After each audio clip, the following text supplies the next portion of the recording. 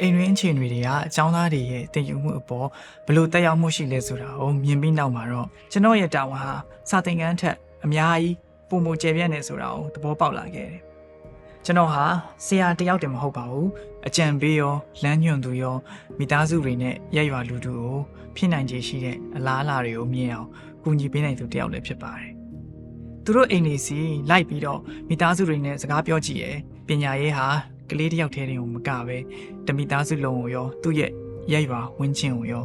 အကျိုးပြုနိုင်ကြအောင်ရှင်းပြခဲ့ပါတယ်။သူတို့ရဲ့စိုးရင်ပူပန်မှုတွေကိုနားထောင်ပေးတယ်။သူတို့ရဲ့အခက်အခဲတွေကိုနားလည်နိုင်အောင်ကြိုးစားတယ်။ပြီးတော့အိမ်မှာ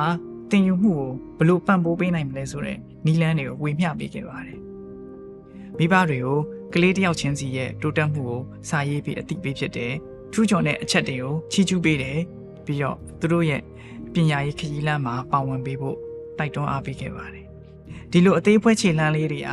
မိသားစုတွေကိုသူတို့ကလေးရဲ့ပညာရေးအကြောင်းသိရှိလာဖို့သူတို့ကိုယ်တိုင်ပါဝင်လာဖို့ပြီးတော့သူတို့ကလေးတွေကိုပံ့ပိုးပေးနိုင်တယ်ဆိုတဲ့ယုံကြည်မှုဖြစ်လာအောင်ကူညီပေးခဲ့ပါတယ်။တဖြည်းဖြည်းနဲ့အပြောင်းလဲတွေကိုစတင်မြင်တွေ့လာရတယ်။ကျောင်းသားတွေအတန်းကိုပို့ပြီးပုံမှန်တက်လာကြတယ်။ပုံမှုပါဝင်လာကြတယ်။ကလေးတွေကိုသင်ခန်းစာတွေကူညီလေ့လာပေးတာသူတို့ရဲ့တိုးတက်မှုတွေကိုဂုဏ်ပြုပေးလာကြတာတွေပေါ့အတန်းဟာလည်းစူးစမ်းလိုစိတ်တွေပါဝင်လှုပ်ရှားမှုတွေစိတ်အားထက်သန်မှုတွေနဲ့အသက်ဝင်လို့လာပါတယ်လှုပ်ဆောင်ချက်တစ်ခွန်းချင်းစီတိုင်းမိဘတွေနဲ့စကားဝိုင်းတိုင်းအသိပေးစာတိုင်းအားပေးစကားတိုင်းဟာ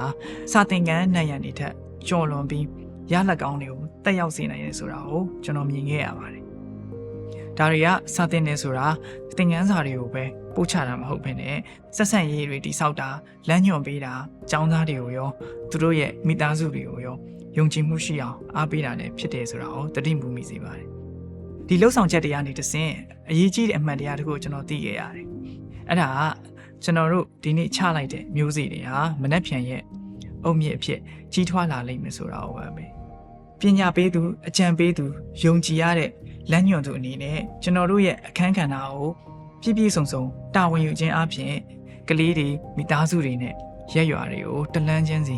တိုးတက်လာအောင်ကူညီပေးနိုင်ပါတယ်